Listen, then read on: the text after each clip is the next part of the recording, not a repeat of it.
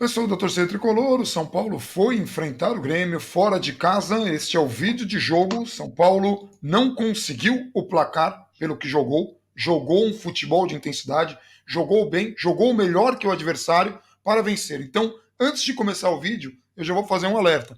Esse vídeo a gente vai explicar o que foi o jogo e talvez a gente esteja na contramão de muita gente. Então, se você estiver nervoso, não é um vídeo para você assistir agora. Assista quando quiser entender o que aconteceu na partida. O que a gente não vai fazer nesse vídeo?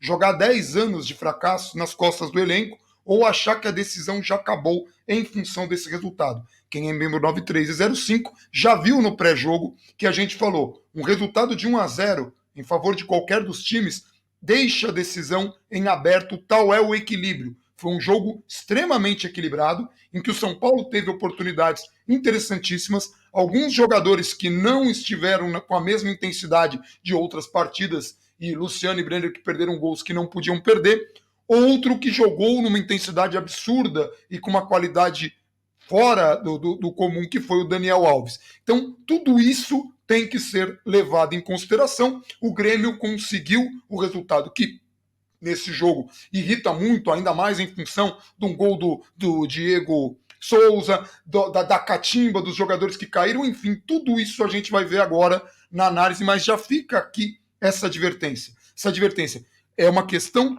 até de postura aqui do canal. Nós preferimos levantar a cabeça e enfrentar o desafio sem colocar essas bizarrices de apelidos ou ficar achando, querer criar místicas. Ah, não, um é copeiro, o outro é pipoqueiro. Não, não tem pipoqueiro para um time que eliminou o Flamengo com o melhor elenco e um dos técnicos mais promissores do certame nacional. Então, vamos falar do que aconteceu no jogo. Gabriel, o que você viu? Primeiro tempo, segundo tempo, as mudanças que o Diniz fez e até a ousadia no segundo tempo, quando ele tira o Bruno Alves já amarelado e coloca o Tietê tentando ali fazer a função que tinha feito contra o Atlético Mineiro. Hoje o Luciano estava, em alguns momentos, com uma intensidade diferente, talvez aí estranhando o retorno, né? O primeiro tempo ele é absolutamente esperado. Ele é o que se esperava do confronto. Os dois times negando espaços um para o outro. O principal mérito do Grêmio foi não ter deixado 1 centímetro de campo para o São Paulo jogar no primeiro tempo. O São Paulo muitas vezes ficava encaixotado nas jogadas que eram características pelos lados do campo, com o Gabriel Sara, que hoje tecnicamente não foi bem, correu o campo inteiro, cumpriu todas as funções táticas que cumpre todos os jogos, tecnicamente não foi bem. Em outros jogos, quando você está um pouco abaixo, e você tem um segundo a mais para pensar, isso às vezes resolve. No jogo contra o Grêmio você não teve um segundo a mais para pensar, e aí você acabou ficando um pouco abaixo para a partida de hoje, tecnicamente. O Grêmio fecha todos os espaços do São Paulo, o São Paulo não consegue criar, e a mesma coisa do outro lado. O mérito do São Paulo foi fazer com que Jean-Pierre e PP jogassem muito mais sem a bola e marcando do que com a bola. E aí o mérito para esses dois com o Daniel Alves fazendo com o Jean-Pierre o que ele fez com o Gerson nos jogos contra o Flamengo, não deixou o Jean-Pierre jogar, e o Juan Fran conseguiu ir muito bem no duelo contra o PP, quando o PP ia ser acionado, ele não deixava a bola chegar no PP e já antecipava essa bola para o São Paulo continuar com a posse. O Grêmio não veio com o velocista do outro lado. Eu não sei até quanto que o Renato não estava confiando no Ferreirinha, e o Alisson voltou hoje depois de alguns meses sem jogar, e aí ele optou por outra característica do time com o Tassiano. Eu não sei se ele foi só por esses dois motivos que eu citei de Ferreirinha e Alisson, ou se ele achou que o São Paulo poderia vir com o Tietê. E aí ele ficou com medo de perder o meio de campo, porque é uma das primeiras vezes que a escalação do São Paulo não vazou 3 horas antes, 5 horas antes, 2 dias antes. O São Paulo conseguiu segurar a escalação e jogou o Luciano, que eu acho que naquele momento ninguém esperava que o Luciano jogasse, fez um teste no vestiário, inclusive, e teve condições de jogo. O São Paulo teve esses méritos e conseguiu 3 boas escapadas no primeiro tempo. Tá? A primeira boa escapada com o Gabriel Sara pela direita, infiltrando, movimentação que ele costuma fazer bem, e ele define mal. Na enfiada do Juan Fran, né? Na boa bola do Juan Fran, ele infiltra. Dá uma enfiada de bola, ele chuta muito fraco, né? Muito fraco. Exato, era uma bola ou para você dominar ou para você bater para o meio da área. Ali ele não tinha nem posicionamento de corpo para bater aquela bola com a perna ruim com força. E aí ele prefere jogar no gol de qualquer jeito, a bola sai fraca. E 2 com o Reinaldo pela esquerda. Uma era, o São Paulo demorou muito para conseguir aquele momento de se desgarrar da marcação do Grêmio. era só rolar de lado para o Igor Gomes. Ele quis bater lá não sei da onde, jogou a bola 200 metros do gol. É o típico erro de decisão que compromete, porque era uma boa jogada se fosse tocada para o Igor Gomes. O Igor Gomes entraria pela lateral da área sozinho, o São Paulo conseguiu fazer um 2 contra 1 por ali. E a outra com o Reinaldo, também essa já menos clara, mas ele consegue uma boa infiltração ao invés de chegar definindo, porque o zagueiro vinha junto, ele atrasa a passada, tentou cavar um pênalti. Cara, muito tosco. Foi muito bizarro, porque qualquer coisa que ele fizesse com a bola ali, se tivesse tentado chutar no jogador, no mínimo era um escanteio que poderia ser uma oportunidade boa de gol, como foi, né, no segundo tempo, já com placar favorável ao Grêmio. O São Paulo teve, depois dos dois lances que a gente vai comentar, uma oportunidade de escanteio num cabeceio. Né? Foi de escanteio? O cabeceio que o Vanderlei pegou? Foi, já no fim do jogo do Brenner. Então, não foi de escanteio, foi jogada do Juanfran pela linha de fundo. Do Juanfran, de cruzamento, né? Tá. Bom, mas enfim, primeiro tempo foi muito equilibrado. Eu me preocupei um pouco, porque em alguns momentos o Grêmio forçou um pouco em cima do Reinaldo, e o Reinaldo deixou um pouco de espaço no primeiro tempo, além dessas duas tomadas de decisão. Teve também o Reinaldo deixando espaço no primeiro tempo. Não muito, mas assim, o Grêmio chegou algumas vezes, teve aquele gol anulado, teve alguns lances polêmicos, e teve muita catimba, né? O Grêmio, assim, foi. Somente o Diego Souza estava pilhado, o São Paulo não conseguiu se aproveitar disso. Eu vi que você colocou um tweet no intervalo falando que alguém poderia tentar aproveitar-se dessa pilha do Diego Souza e sei lá, cavar de repente. Expulsar o jogador, é um dos jogadores mais esquentados do futebol brasileiro. Assim, já foi expulso várias vezes no São Paulo, no Grêmio, no jogo contra o Botafogo, um jogo bobo, ele toma uma falta de jogo, chuta o jogador sem bola, é expulso, tem VAR. É só provoca um pouco o cara, faz sobrar um braço intencional, não do Bruno Alves, que estão os dois brigando por espaço, e aí se entra no escândalo. A gente deixa de falar de arbitragem no fim do jogo, porque tem que falar, porque era um jogo que não precisaria ser falado. Mas no momento em que o São Paulo é tratado toda hora como beneficiado, e se esse jogo teve alguma discussão contra o São Paulo, a gente deixa para falar no fim do vídeo, porque não precisaria, mas a gente deixa para falar no fim do vídeo.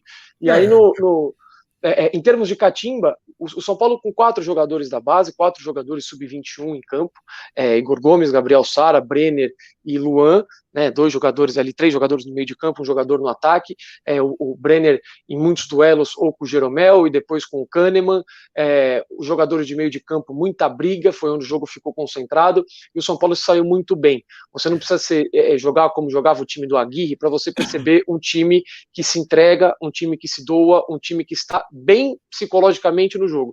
Tirando o Reinaldo no último lance do jogo, irresponsável, porque estava pendurado e sabia que estava pendurado, mas tirando isso, ninguém caiu na pilha, empurra, vai ter, não teve, ninguém caiu na pilha, o Luan ficou testa a testa com o jogador do Grêmio, não deu margem para empurrar a testa, para considerar agressão, então assim, o São Paulo teve muito maduro. Aquilo de novo do Juanfran indo, marcando, né, ele marca para evitar o confronto, é uma coisa que eu comentei na última vez que aconteceu, porque isso está acontecendo com o São Paulo, né? São Paulo é um time brigador, é isso que eu falo. Eu fico assustado que chamem, em algumas circunstâncias, quando perde jogo, esse time de vagabundo, de pipoqueiro, porque não combina com o que a gente vê em campo. E aí, sim, e vários momentos do jogo, eu citei alguns, isso fica claro. Um jogo quente, um jogo que começa quente, em teoria, se alguém tivesse sentindo o jogo, o principal momento para você sentir, tinham 2. Um quando você toma o gol, e o outro quando o jogo começa. E o jogo começou muito quente. O São Paulo se portou muito bem. Aliás, os primeiros 5 minutos do jogo, o São Paulo foi talvez o período do jogo, junto com as chances que o São Paulo criou no segundo tempo, que teve mais discrepância de um time para o outro. Foi quando o São Paulo foi bem. Durou ali 5 minutos. No jogo do Morumbi, que o Grêmio foi melhor, durante os primeiros 15, o São Paulo foi melhor. Então o São Paulo começou o jogo melhor. O árbitro deu uma vantagem que eu não consigo entender. A bola pega na mão do cara, praticamente na risca da pequena falta frontal na meia-lua, ele dá vantagem com a bola na cabeça do Daniel Alves, tem que tentar um voleio completamente improvável, porque estava com pouco espaço em relação à marcação. Eu não consigo entender que vantagem é essa. Mas tudo bem. Mas tudo bem. Pro primeiro tempo, o São Paulo acabou ficando ligeiramente melhor, porque fez com que os 2 principais jogadores do Grêmio mais marcassem do que jogassem. E Daniel Alves conseguiu aparecer bem, anular o Jean-Pierre, e o São Paulo passou mais tempo no campo de ataque, o Grêmio não estava exatamente confortável quando o São Paulo tinha a bola, porque não conseguia recuperar essa bola e gerar perigo. Para o segundo tempo, o São Paulo volta melhor, conseguindo encontrar mais espaços, e eu não sei exatamente a minutagem do jogo, tá? Mas no começo do segundo tempo, porque o gol que o São Paulo toma não é tanto tempo depois assim, no começo do segundo tempo o São Paulo cria 2 oportunidades que você pede a Deus, você, pelo amor de Deus, tomara que apareça uma chance dessa. E os nossos atacantes que vinham tirando gols da cartola, gols que você nem esperava que pudesse sair um gol naquele lance, o cara vai, acha um gol, acha outro, vinham com um nível de precisão muito alto, perdoaram as 2 chances. E as 2 jogadas, elas são absolutamente fantásticas de serem construídas, elas são muito lindas, aquilo você não faz sem treinamento, sem entrosamento, sem você tá muito bem entendido com o companheiro e com o estilo do time, a movimentação, o passe de primeira, o jeito que o time se junta para criar essa jogada, é mais um gol. Contra o Sport, o goleiro pegou logo no começo do jogo, contra o Flamengo saiu o gol, hoje saiu a chance do Brenner, que começa num lateral para o São Paulo, um simples lateral ali na ponta direita. O Juan Fran bate o lateral, o São Paulo se aproxima, troca passe, acha Daniel Alves no meio, Luciano recua, Daniel Alves infiltra e solta a bola para o Brenner. O Brenner, ele não é a primeira vez que ele perde um gol nesse estilo. Salvo engano, foi contra o Goiás, antes dele fazer o dele, em Goiânia, e eu acho que o outro foi contra o Atlético Goianiense, salvo engano, também, no Morumbi. Eu tenho quase certeza que foi um jogo no Morumbi que a bola passa debaixo do pé dele, e hoje foi debaixo do pé dele. Ele não chegou atrasado no lance, ele estava inteiro no lance. Só que eu acho que ao invés dele se atirar na bola, ele só se esticou. Você pode ver que o pé esquerdo dele, ao invés de continuar o movimento de quem se atira, é o pé esquerdo dele que breca o corpo. Ele tenta se esticar e ele mesmo breca o impulso com o pé esquerdo. Ele não se atira na bola e ele só consegue raspar. Se ele se atirasse, eu acho que tinha saído o gol. Eu tive a impressão que no momento em que o Daniel Alves dá o toque, ele erra a passada antes de dar o pulo. Ele tá com a perna ruim para projetar o corpo. Eu tive essa impressão quando eu vi a câmera de frente, mas eu só vi essa imagem da câmera de frente uma vez, que é justamente quando o Casagrande falou que ele tinha que pular com as 2 pernas, e no momento da passada, ele nem teria condições, pelo menos eu entendi assim, de ter ido com as 2 pernas. Ele teria que ir do jeito que ele foi, mas em função da passada. Eu não sei se ele não esperava o toque, o que aconteceu, mas eu tive essa impressão. Eu acho que ele esperava porque ele se movimentou para receber aquela bola, e é uma jogada trabalhada. Mas eu digo, sabe quando você está dando a passada e vem 1 segundo antes na tua cabeça, e aí ele estava... Não era uma bola assim que ele chegou atrasado, era bola para jogar pro gol. E o Brenner, que tem tirado gols assim, tem tido posicionamento, feito gols muito importantes e com uma bela leitura de jogo. Dessa vez ele teve a leitura, fez o movimento correto, só que faltou se jogar na bola para empurrar. O São Paulo continua em cima do Grêmio, o Grêmio começou a dar bicão para frente, diferentemente do bicão do primeiro tempo, que é do estilo de jogo do time. Não deu para sair pelo chão, porque os zagueiros não sabem sair trocando bola, joga longa no Diego Souza, para ele brigar, para ele escorar, para tirar o time de trás e a bola já começar a cair para os volantes ou para os meio-campistas. Dessa vez era bicão para afastar a bola e o time recuado, e o São Paulo começando um novo ataque. Agora jogada pelo outro lado, uma troca de passe impressionante do São Paulo, impressionante, de primeira, incrível. O Daniel Alves recebe a bola, espera a movimentação perfeita do Luciano, outra enfiada de bola perfeita do Daniel Alves, deixou o Luciano na cara do gol, era um lance só para ele escorar, tirar do goleiro, e eu acho que ele foi querer pegar de peito na bola, bater com força, e ele não tinha posicionamento para fazer aquilo, jogou por cima do gol, uma chance claríssima. Nossa senhora, era uma chance muito clara, era um gol, mal comparando, era um gol parecido com o que ele fez contra o Flamengo. A bola passou dele, deixa o corpo passar, desloca o goleiro. A diferença é que a bola estava um pouco mais alta. Mas se ele escorasse do mesmo jeito que ele fez, com a parte de fora do pé, igualzinho o que ele fez, ele já tinha feito isso, ele tem qualidade para fazer isso. Ele teria feito o gol, até porque o Vanderlei saiu para fechar o ângulo dele e já tinha caído para o outro canto. E aí, depois desses 2 lances, o Grêmio continuou atrás, o São Paulo continuou em cima, e num lance bobo, num lance em que o São Paulo, o Reinaldo volta, recupera a bola, afasta do jeito que dá, estava pressionado. O Igor Gomes perde a bola no meio, né? O Igor Gomes perde uma bola no meio, sim. A origem do jogo foi o Igor Gomes. Eu não tô nem... O cara desarma o Igor Gomes, um jogador que tinha acabado de entrar O Renato O próprio Ferreira. O próprio Ferreira dá o bote, vai. Só que era uma bola que o Reinaldo, exato, tinha recuperado. Ele estava inteiro no lance.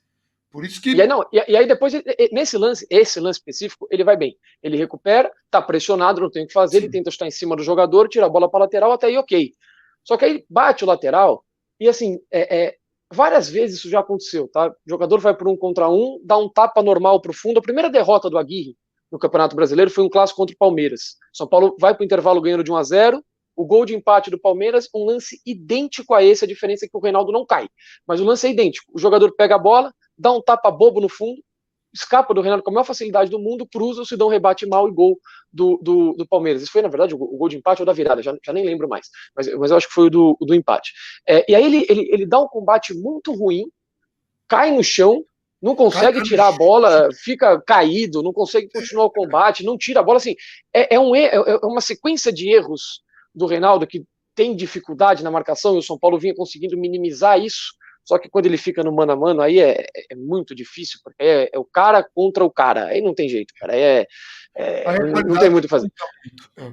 Aí o Ferreira faz o cruzamento, a bola, o Volpi desvia, tira a bola do PP, se não me engano. O PP desvia uma bola, e eu gostaria muito de entender quem fala que a bola rebate no Arboleda, que está a 2 metros do cara. Eu queria entender que rebatida é essa, que ele vai em direção à bola, ele vai em direção à bola, ele joga o corpo para a bola, faz o movimento de rebater a bola para frente, é só ver o movimento que ele faz. Ele faz o movimento de rebater a bola para frente, porque ele teve tempo disso. Não é que ele estava lá, o cara chutou, a bola estourou nele, ele nem se mexeu. Ele faz o movimento de tirar a bola e dá a bola de presente para o centroavante do time adversário que está dentro do gol. Assim, o erro do Reinaldo, você conseguiu escapar. Ali, falou, ufa, escapamos aqui. O Volpi deu um desvio, o jogador tirou a bola, caiu para o zagueiro que está sozinho. Limpamos. Só que é mais difícil quando o zagueiro rebate a bola no pé do centroavante dentro do gol. Aí é mais difícil consertar quando você dá o gol pro cara que tá dentro do gol. Aí é bem complicado. Eu não consigo entender, tá?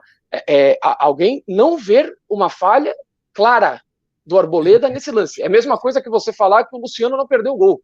É claríssimo. Assim, não me parece interpretativo o lance. E aparentemente é muito interpretativo. Não, mas assim, e aí, só alguns esclarecimentos que é muito importante. Luciano não se torna um jogador ruim por ter perdido o gol, assim como o mesmo acontece com o Brenner.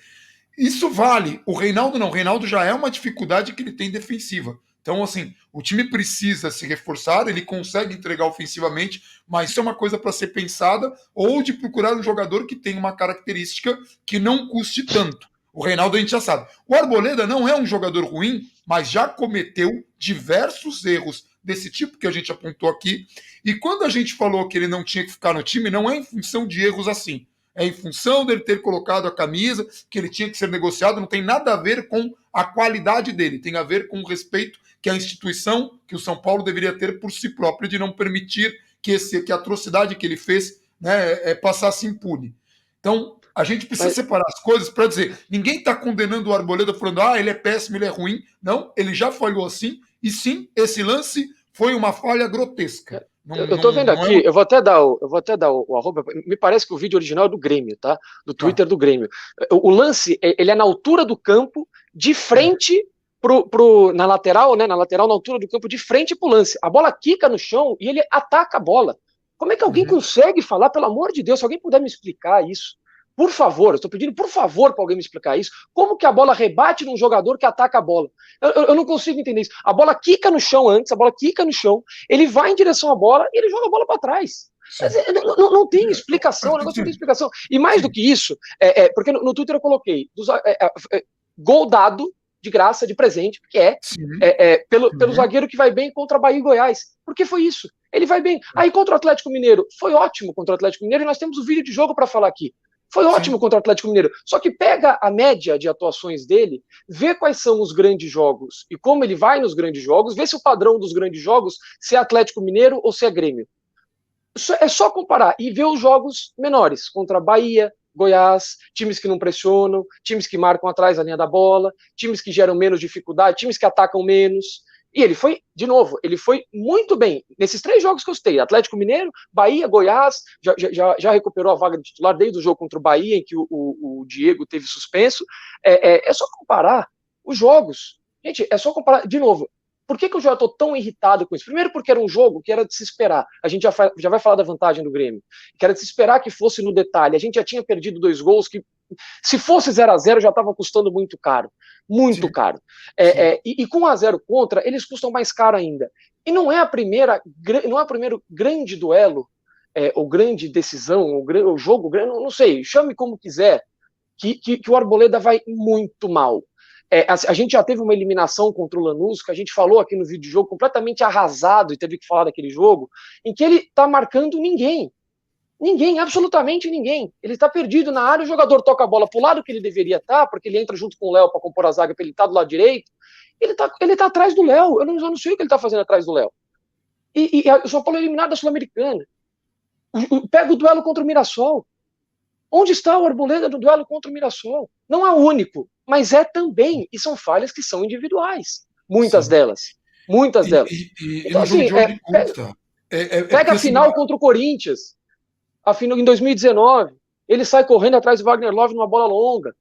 Assim, pô, cara, quando foi em 2019, você pega e fala, pô, tudo bem, aconteceu, vinha bem, beleza. Aí o outro, aí o outro, aí o outro. Você fala, gente, pô, caramba, tá bastante já, né? Aí o sim, cara joga bem contra o Bahia, com todo respeito ao Bahia, mas não é um time que tem a melhor fase no mundo e nem o melhor tecnicamente. Ah, lá, tá vendo? Por isso que ele tem que ser titular. E não é por sim, isso. E você pega hoje o Grêmio, quando o Grêmio marca a pressão ou fecha os espaços, não é um zagueiro que sabe sair jogando.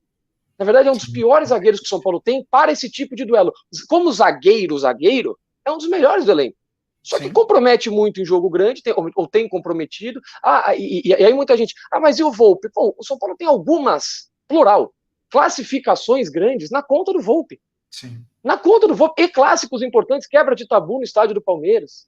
Então, assim, é só uma questão de equilíbrio e proporção. Se fosse a primeira falha dele, estava tudo bem. Não é. E Sim. assim como não é a do Reinaldo. Alguém se surpreende com a falha do Reinaldo, que vinha jogando bem nesses jogos. Ah, então tem que botar o cara aqui na praça, todo mundo pega uma pedra e tal. Não é isso, mas é falar as coisas do jeito que elas Sim. são. Não adianta Sim, sim. virar, pegar o lance que tá aqui, tá no Twitter do Grêmio, tá? Só para falar, tá no Twitter do Grêmio. A bola quica, ele olha a bola quicando, ele pega o corpo, ele vai em direção à bola. Você falar que a bola rebateu nele é simplesmente mentira. É O só que, o mentira, é que, o mentira. que ele não teve tempo de reagir, ele reagiu. A reação dele foi ir atacar a bola. A reação dele foi atacar a bola e errar. E assim, de novo, você tem que explicar o que aconteceu, como o gol do Luciano. O Luciano não poderia ter perdido e o Brenner também não poderia ter perdido. São oportunidades que o atacante tinha a vantagem, mas tem coisas que a gente fala aqui, e é um trabalho que a gente sabe que a gente vai tomar muito mais pancada, porque normalmente nós vamos estar na contramão das pessoas que vão enxergar apenas o resultado.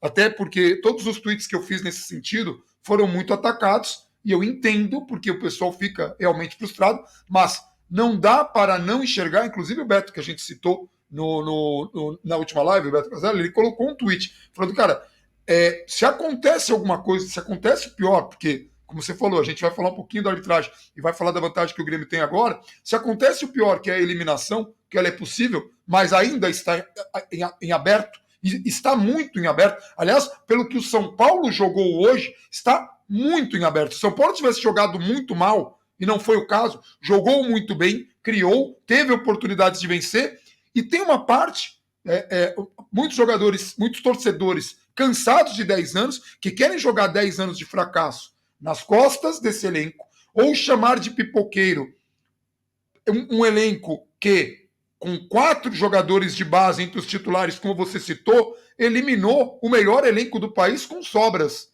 que é o Flamengo, com o técnico mais promissor que muita gente queria aqui.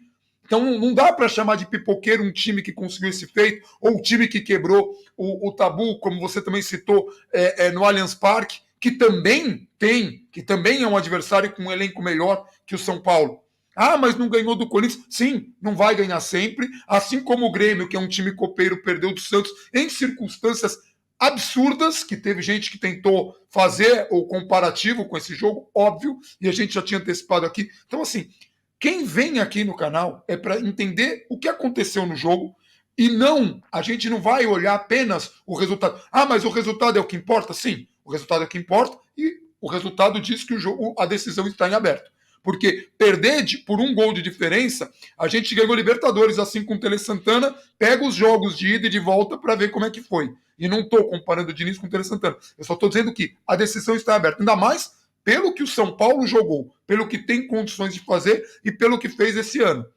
E o que me deixa muito preocupado é que, em função desses 10 anos de fracasso, a torcida já fica, não, uma parte da torcida, e eu não estou criticando, eu estou falando da postura, que me assusta. Direito de cada um ser como quiser. Mas, pipoca, olha só, não, porque, tipo, cara, como assim? Como assim? Uma decisão como essa perdemos de 1-0 de um adversário difícil, está em aberto, temos condições, é levantar a cabeça. Porque, assim, tem uma coisa que eu falo que tem muita gente que é extremamente mimada. Não, perdeu de 1-0, não dá, não, esquece a Copa do Brasil, não, porque em mata-mata treme. Como assim treme? Contra o Flamengo tremeu, contra o Fortaleza tremeu. Não, mas e nos outros anos? Não era esse elenco, não era esse técnico. Mas é a camisa. Vai me desculpar. Camisa grande ganha jogo? Ganha. Então nós temos história pra caramba. Então me explica como é que em 2009 a gente não ganhou o brasileiro. Porque a gente estava ganhando na sequência. Não é assim. Então nós temos 10 anos de administrações ruins no São Paulo que custam caro? Sim. Estamos no caminho certo? Sim. Só que aí, se acontece um resultado desse e a gente vai julgar todo o trabalho em função do resultado, nós vamos ter 20 anos de fracasso. E a gente não vai ganhar nada. Porque toda vez que há uma evolução, a gente fica naquela empolgação, vem uma frustração por qualquer motivo, e nesse caso, a frustração nem aconteceu. Porque a gente perdeu o primeiro jogo pelo placar mínimo de um time extremamente complicado e que num jogo que a gente dominou, teve as melhores oportunidades, porque como o Gabriel falou, o gol do Grêmio saiu numa falha grande do Reinaldo e uma falha grande do Arboleda. Uma perda de bola boba do Igor Gomes. E uma perda de bola boba do Igor Gomes. O Sara já tinha perdido uma bola no primeiro tempo, o Luciano também, mas ele mesmo recupera. São lances que acontecem de novo. Tudo aqui a gente está falando, são lances que acontecem. Mas os gols que o São Paulo perdeu não foram oportunidades criadas ao desespero. Por isso que a gente fala que o São Paulo teve 2 oportunidades construídas com treinamento. Eu vi gente colocando apelido no Twitter, isso me deixou até incomodado. Eu fui responder, mas respondi lá.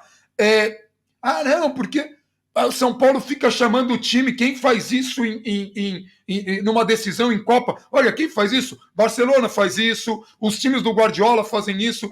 Mas não ganha nada, né? Não, o Barcelona nunca ganhou nada, o Guardiola nunca ganhou nada fazendo isso. E eu não estou falando, você pode não gostar do estilo, mas querer jogar no estilo a culpa de um jogo que o São Paulo foi melhor, que criou as melhores oportunidades, que teve como podia ter matado o jogo se tivesse feito os 2-0. Não teria matado porque tão equilibrado é São Paulo e Grêmio que 2-0 era possível do Grêmio reverter aqui, assim como se o São Paulo tivesse perdido por 2-0. Seria muito pior, mas também é possível. Acima disso já seria improvável. Mas até 2-0 aí. Então, assim, está aberto. É momento de levantar a cabeça, só que cada um que faça o que quiser.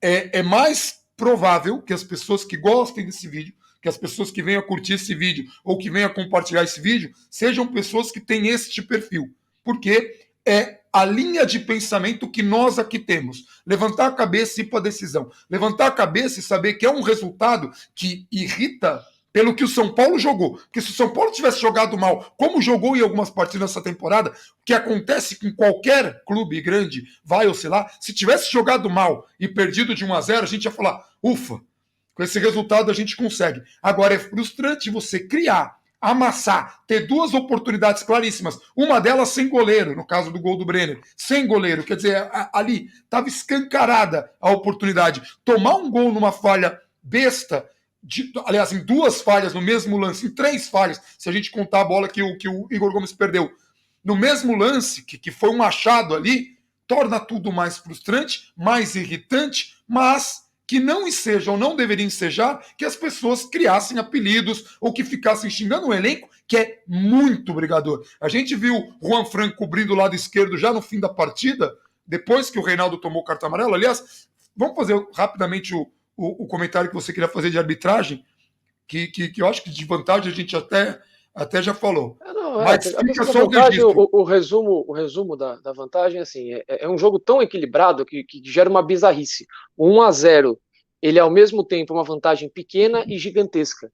Pequena porque o jogo é muito equilibrado. O São Paulo tem totais condições de vir no Morumbi e reverter o resultado, como o Grêmio tem de vir e complicar a vida do São Paulo. E gigantesca porque justamente pelo jogo ser tão equilibrado, você poder vir para um jogo desse jogando pelo empate, se eventualmente você sai na frente, numa falha individual de alguém, você tem uma vantagem muito considerável para se enfrentar a um adversário em um jogo tão igual.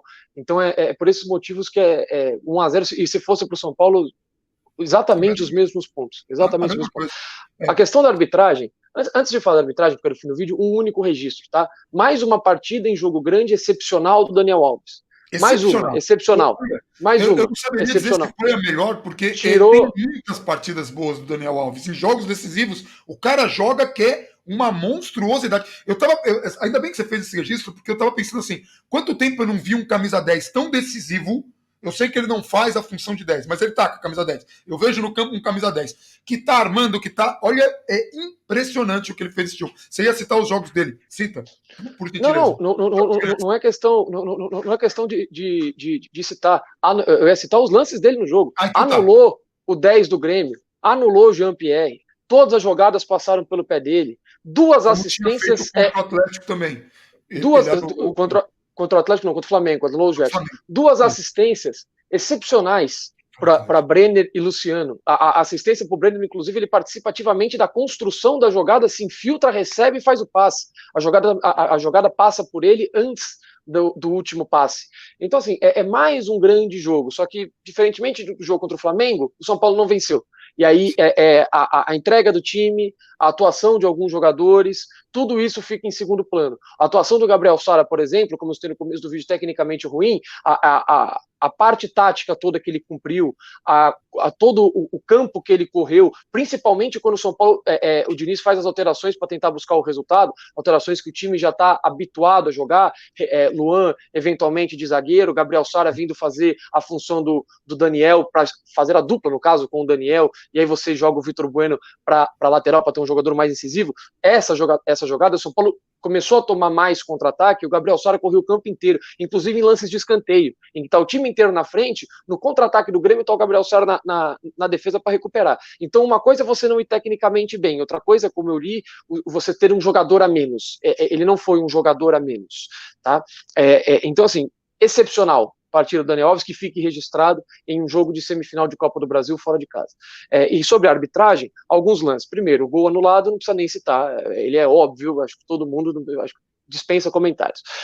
A questão do Bruno Alves, muito simples, tem o replay, assim como tem o replay do lance do Arboleda, tem o replay do lance do Bruno Alves, jogadores brigando por espaço, não tem pancada, não tem o cara não tem o soco do Jô, que o STJD virou e falou que não tinha alavanca e ele dá a alavanca.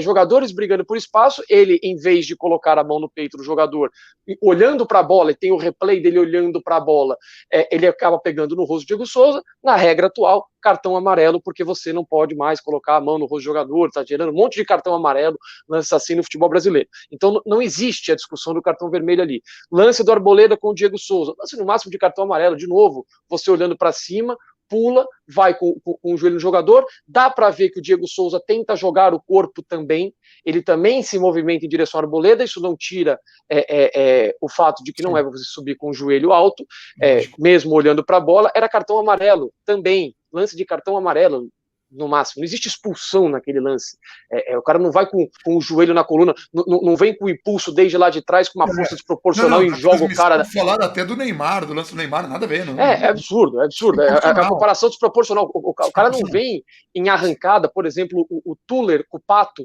no Flamengo e São Paulo, em 2019, que ele vem com o joelho e ele vem com o cotovelo na nuca do cara, aí é outra coisa, o cara vem lá de trás em velocidade. Isso não aconteceu. Então é bom que fique muito bem registrado. Agora, o que aconteceu?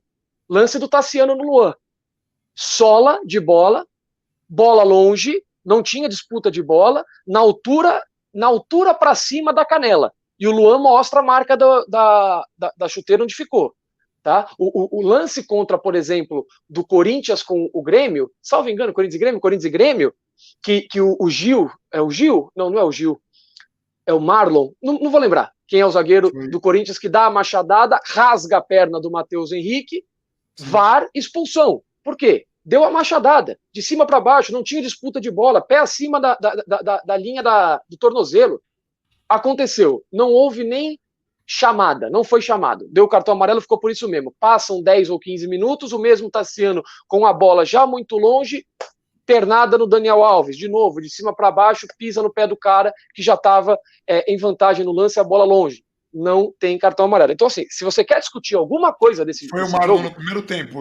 O Marlon. Otero no segundo é Marlon. Então foi o Marlon. Então, se você quer discutir alguma coisa desse lance, desse jogo em termos de arbitragem, é contra o São Paulo. Contra o São Paulo. De novo, contra o São Paulo. Então, assim, é só para deixar registrado, porque era um jogo que não precisava desse registro todo. Mas sim. O Twitter do Grêmio, por exemplo, citou que o Bruno Alves tomou cartão amarelo por agredir o Diego Souza, o que é uma piada. O que é uma sim. piada. E se o São Paulo não vier para fazer escândalo, como o Flamengo faz, como o Grêmio faz, e o São Paulo está deixando essa narrativa se consumar, porque não vem com dedicação, com palavras fortes, e não vem citando nominalmente os lances. É mentira que isso está acontecendo. Tá? Compara esses dois lances aqui. Por que aqui aconteceu assim e aqui aconteceu assado? Porque daqui a pouco lances do próprio São Paulo. Pega o apelido e num jogo decisivo, o árbitro, o VAR, todo mundo vai jogar contra o São Paulo. Por isso, assim, nós estamos fazendo o registro, não é um registro que é necessário, não foi um lance que mudou a história da partida, não é o caso. Só que a gente precisa deixar muito claro que o São Paulo não foi beneficiado no jogo, pelo contrário até. Pelo contrário até. Então, é um registro que, e a gente aqui fala, porque tem pênalti que foi marcado pelo São Paulo que a gente não daria. Aqui não tem a questão do clubismo, não afeta a análise. Nós torcemos para o São Paulo, a gente não distorce a realidade para satisfazer qualquer coisa em relação ao clube. A gente fala a realidade das coisas, né, precisam ser ditas e o São Paulo precisa aprender a se defender melhor desse tipo de acusação, porque senão daqui a pouco ganha o apelido e vai. Tinha algum último registro para fazer, não? Não, só o de sempre. Aliás, Júlio Casares, Carlos Belmonte, foram todos para Porto Alegre, né? Enfim, já começa esses papos, então muita atenção. Aliás, até a gente tem conversado internamente, conversado com a Lê, conversado com outros amigos, tem uma campanha impressionante, cara. Teve gente que chegou a falar que o São Paulo melhorou de agosto para cá, porque a certeza da vitória do Júlio Casares influenciou no ambiente do time. Assim, sem brincadeira. Não é possível, você tem que receber. Nem se você recebesse muito bem, você seria tão descarado para falar um negócio desse. É muito bizarro, é um discurso muito bizarro. É um troço que foge do negócio. A gente só está rebatendo isso para não acontecer a mesma coisa que a gente está falando do São Paulo em relação à arbitragem. Porque daqui a pouco as pessoas começam a acreditar nisso e vão dar crédito para coisas que não são. Fosse este o caso, não teria aquela chuva de jogadores agradecendo o Pássaro, independentemente de termos criticado o trabalho do Pássaro, que foi muito ruim nos 2 primeiros anos e foi razoável no último ano. Mas entendem por que nós fazemos o registro e por que às vezes a gente precisa rebater. Não temos nenhuma intenção de brigar com o torcedor ou de rebater torcedor. A gente tem postura e opinião, assim como os torcedores que não concordam com a gente também. Eu respeito todo mundo, mas esse vídeo é direcionado para quem quer entender o que aconteceu e quem não quer jogar 10 anos de fracasso nas costas de um elenco que está brigando muito, que está mostrando um trabalho belíssimo. Vejam, o São Paulo desses últimos 10 anos, quantos desses últimos 10 anos o São Paulo era um time que enfrentava de igual para igual Flamengo, Palmeiras, Grêmio, Corinthians. São Paulo está enfrentando estas equipes de igual para igual e nos últimos 10 anos essa não era a realidade do clube. Não era. Mas teve vexame? Teve. Tem muita coisa errada? Tem muita coisa mal feita? Sim. Mas não enxergar a evolução em função do resultado é continuar repetindo o erro. Resultado é importante? Sim. Mas é mais fácil você conseguir o resultado quando o seu time é capaz de fazer jogadas como essas duas belíssimas que o Gabriel citou na análise de jogo e que o São Paulo conseguiu realizar com sucesso contra o Flamengo, conseguiu realizar com sucesso contra o Atlético Mineiro, que o São Paulo conseguiu mostrar para a torcida que é treinado porque tinha vídeo do treino fazendo a exata jogada que resultou em gol. A gente não pode simplesmente jogar tudo isso pela janela. E olha quem está falando isso.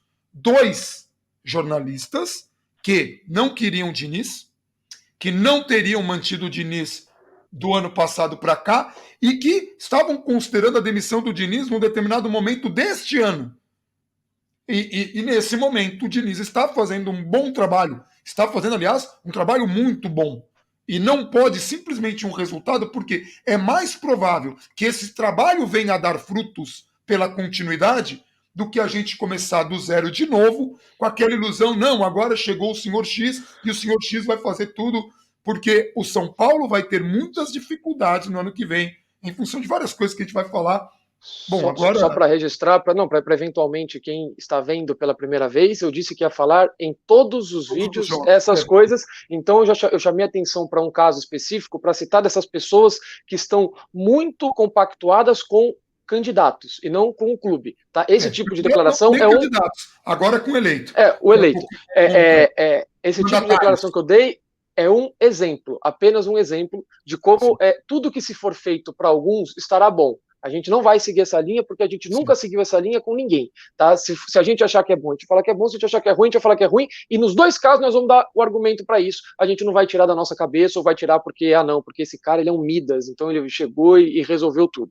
Então, só para deixar isso registrado enfim, acho que pode e ser. Agora a gente volta, quando que é agora? Que eu tô até perdido, tem o jogo do Fluminense. Enfim, Fluminense agora sábado. Se quiser, faz um vídeo sexta. Mas bom, acompanha as redes sociais para a gente saber como é que a gente vai se organizar aqui. Mas é isso. É jogo para levantar a cabeça. São Paulo jogou muita bola, o resultado não aconteceu, decisão está em aberto. Eu sabia que tinha mais uma coisa, só para registrar. Assim, o Reinaldo é titular do time. Além da falha de hoje defensiva, você é titular do time, você vai para campo, você sabe que você está pendurado, se você não sabe é pior ainda, você sabe que você está pendurado, aí aos 48 do segundo tempo, você vai querer entrar em confusão com o jogador. Cara, pelo amor de Deus, sabe, muita irresponsabilidade, cara, é muita irresponsabilidade. O Pirral colocou um tweet nesse sentido, falando, cara, é absurdo. Isso não é raça, isso é burrice. Raça foi o que o São Paulo fez durante o resto do jogo. Isso é burrice. Porque ali a bola não estava em disputa, ali você não ia fazer nada. O Luan conseguiu ficar no mano a mano ali com o cara e não fazer nada. Mas aí vai o Reinaldo, que a discussão não era nem com ele, era com o Vitor Bueno e com o Kahneman. Aí ele vai se meter no meio para ficar fora do jogo de volta. É brincadeira. E essa comparação que você fez, né? O Luan, pega a idade do Luan, pega o Luan que está subindo agora e o Reinaldo, que já é um jogador experiente e que muitas vezes foi capitão, e esse é um dos motivos que eu não gosto do Reinaldo como capitão, porque você tem que ter uma estrutura emocional para evitar que coisas assim aconteçam. No jogo de volta, a gente provavelmente vai de Léo, ou o Diniz vai ter que tirar da manga aí provavelmente algumas... o Léo. Provavelmente, mas cara, da última vez eu achava que ele ia de Pablo, às vezes o Diniz faz alguma... Enfim, veremos. E só para repetir de novo, que isso continua aqui, tá? Eu quero que alguém, por favor, me explique como a bola bate num jogador que ataca a bola depois da bola bater no chão. A bola bate no chão, o jogador vai em direção à bola, rebate a bola errada, a bola bateu nele. Eu só quero que alguém me explique isso objetivamente. Eu vou ficar atento nos comentários, porque eu preciso de uma explicação, porque não é possível, eu devo estar muito louco, qualquer coisa assim. Porque é impressionante como um cara que depois de fazer o que fez, ter a postura que fez, isso vira salvo-conduto para você não poder mais criticar o cara. Porque agora qualquer crítica que você faça disso, e falamos bem dele no jogo contra o Atlético Mineiro, falamos bem dele no jogo contra o Bahia, a gente fala bem dele. Aí ele vai e falha. Você tá falando isso por causa da camisa do cara. Eu já falei que se ele fizer o gol da final da Libertadores, o São Paulo já não tinha que ter mais esse cara jogando, porque vai além. Então não importa mais se ele tá indo bem ou indo mal. Para mim, ele já deveria ter saído. Então eu posso muito bem falar se ele foi bem no jogo, como foi contra o Atlético Mineiro, e falar hoje que ele falha. Então eu só queria entender como que a bola bate no jogador. É só isso. Eu já vi muito jogador ir bloquear, virar a cara, tomar um chute, a bola explodir no jogador, mas a bola bater no chão, o jogador atacar a bola, espirrar, é a primeira vez que eu vejo alguém falar que a bola bateu nele e virou salvo-conduto, porque aí você critica o cara, é por causa da camisa. A culpa deve ser do Diego Souza, que ficou ali dentro do gol, e se ele não tivesse ali, o Volpe pegava a bola e o São Paulo saia jogando. Deve ser culpa do Diego Souza, dele. E nem me fala que eu tenho uma raiva de ter tomado o gol desse cara, enfim. Mas é isso. A gente vai ficando por aqui, então a gente volta. Fiquem de olho nas redes sociais aí. Twitter, para quem quiser conversar mais sobre o jogo, aqui nos comentários. A gente volta. Um abração para todo mundo e vamos São Paulo.